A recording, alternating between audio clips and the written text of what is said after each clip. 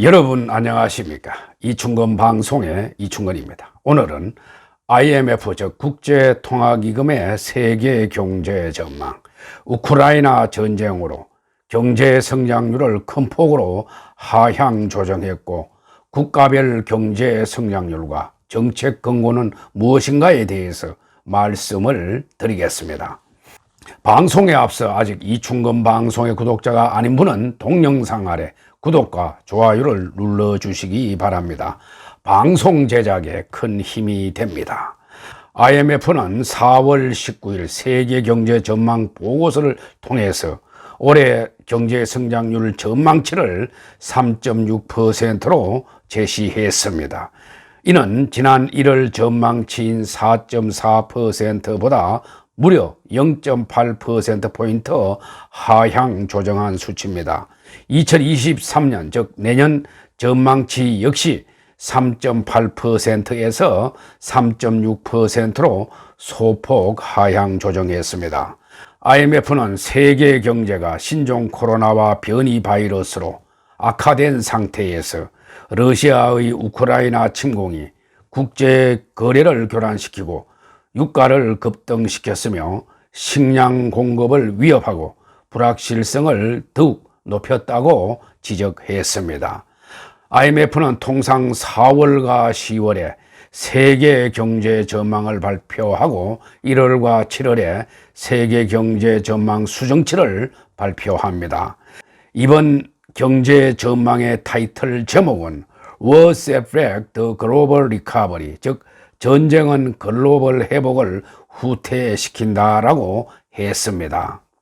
선진국의 경제 성장률 전망치는 올해 3.3%이고 내년 전망치는 2.4%로 전망했습니다.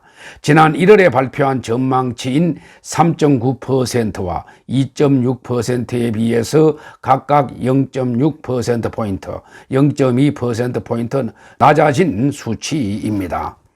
신흥개발도상국의 올해 성장률 전망치는 3.8%로 지난 1월 4.8% 대비 1.0%포인트나 하락시켰습니다.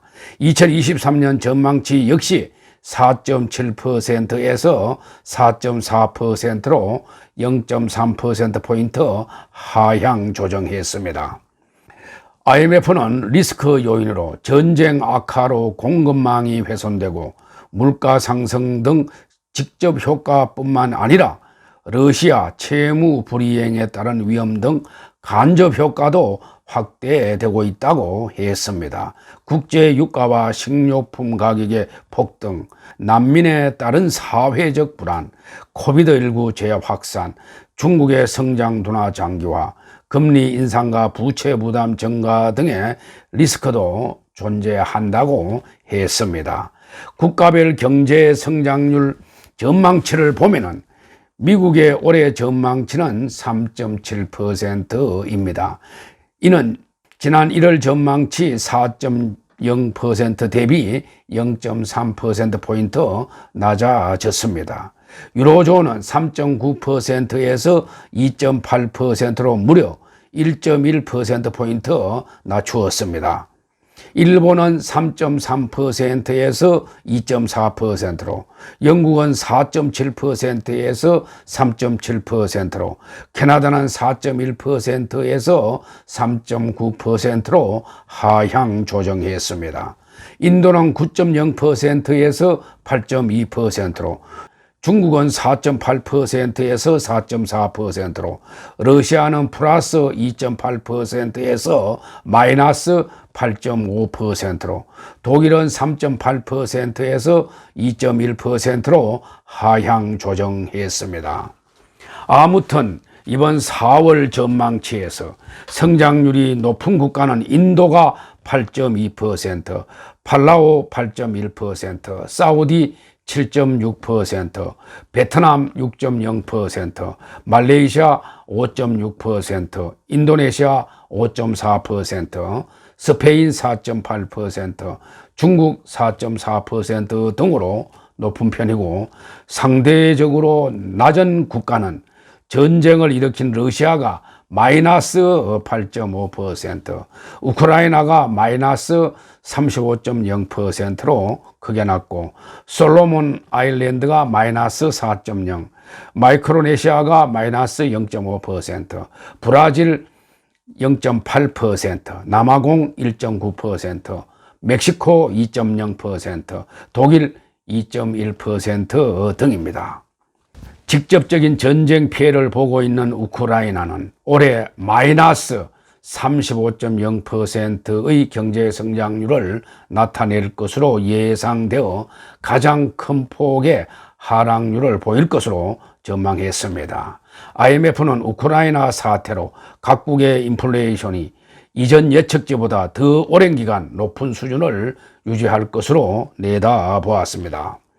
다음 그림은 글로벌 활동 지표를 나타내는데, 그림에서 보는 바와 같이 산업 생산 지수와 제조 PMI, 즉 구매 관리자 지수와 서비스업의 PMI가 모두 2021년 6월 말까지는 크게 회복되었는데, 그 후 전쟁 분위기 내지 침공으로 2022년 금년 3월 말까지 크게 하락한 것을 알 수가 있습니다. 반면에 계절 조정된 세계 무역량은 작년 9월 이후 크게 증가했습니다. 다음 그림은 인플레이션 추세를 나타내는데, 선진국은 2021년 3월 이후, 신흥개발도상국은 9월 이후부터 금년 2월 말까지 크게 상승하는 추세를 보였습니다. 다음 그림은 2020년에서 2023년까지의 선진국과 신흥개도국의 재정 상태를 나타내는데, 선진국은 구조적인 기초재정 수지가 2020년에는 크게 나빴지만은 2021년에서 2023년까지는 모두 흑자를 보였거나 보일 것으로 전망을 했습니다. 그러나 신흥개발도상국은 2021년에는 흑자를 보였지만은 2022년에는 적자를 보이고 2023년에는 약간의 흑자를 보일 것으로 전망했습니다. 또 다음 그림은 국제 곡물 가격 지수 추세를 나타내는데, 옥수수와 쌀, 사탕수수, 밀 등 모든 곡물 가격이 작년 3월 이후 크게 상승하는 양상을 보이고 있습니다. 한편 IMF는 올해 우리나라의 경제 성장률은 1월의 전망치 3.0%보다 0.5%포인트 낮춘 2.5%로 전망을 했고, 내년 전망치는 2.9%로 전망했습니다. 그리고 우리나라 소비자 물가 상승률 전망치는 4.0%로 1월의 전망치 3.1%보다 0.9%포인트 상향 조정했습니다. 올해 글로벌 인플레이션은 선진국의 경우 5.7%, 신흥개발도상국은 8.7%로 각각 예상했으며, 이는 직전 1월 전망치보다 각각 1.8%포인트, 2.8%포인트 상향 조정한 수치입니다. AP통신은 선진국의 물가 상승률 예측치가 1984년 이후 가장 높다고 했습니다. 내년에는 선진국과 개도국의 물가가 각각 2.5%, 6.5% 상승할 것으로 전망되어 다소 둔화할 것으로 전망했습니다. 또 인플레이션 상승은 중앙은행의 물가 상승 억제와 성장 보호 사이에서 균형 잡기를 복잡하게 할 것이라며, 중앙은행의 긴축 정책으로 신흥국 및 개도국의 압박을 가하면서 금리가 상승할 것으로 예상했습니다. 그러면서 전쟁으로 인한 수급 불균형 악화, 원자재 가격 추가 상승이 지속해서 높은 인플레와 임금 상승으로 이어질 수 있다며 중앙은행의 빠른 대응을 강조했습니다. 또 IMF는 제로 코로나 정책을 유지하고 있는 중국이 최근 코로나19 확산을 막고자 상하이 등의 봉쇄를 단행한 것과 관련해서 최근 중국의 주요 제조 및 무역 허브에 대한 봉쇄는 다른 지역의 공급 차질을 가중시킬 가능성이 있다고 했습니다. IMF는 전쟁 악화 가능성, 러시아 제재 확대, 엄격한 제로 코로나 전략으로 인한 중국의 급격한 경기 후퇴, 새롭고 더 치명적인 바이러스 변이 출현에 의한 대유행 확산 가능성 등으로 글로벌 경제 전망에 대한 하방 위험이 지배적이라고 했습니다. 그리고 IMF는 정책 근거 사항으로 국가별 상황에 맞는 유연한 재정 통화 정책의 추진을 권고했습니다. 먼저 재정 정책은 코로나 대비와 전쟁에 따른 취약종 지원 축소는 신중하되 부채 관리를 위해서 확대 재정을 축소하고 중기 재정 건전성을 확보해야 한다고 했습니다. 통화 정책은 각국 여건에 맞게 추진하되 기대 인플레이션도 관리해야 하며 선진국의 통화적 긴축에 대응하기 위해서 신흥개발도상국의 금리 인상 확대 가능성도 고려해야 한다고 했습니다.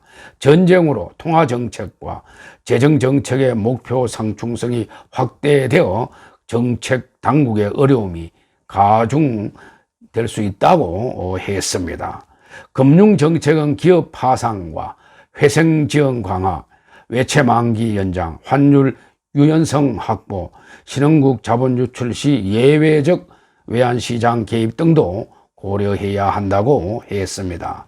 그리고 국제협력 사업으로 백신 공급과 코로나 검사 치료를 계속 지원을 하고 채무 재조정 가속화와 글로벌 가세 공조를 권고했습니다.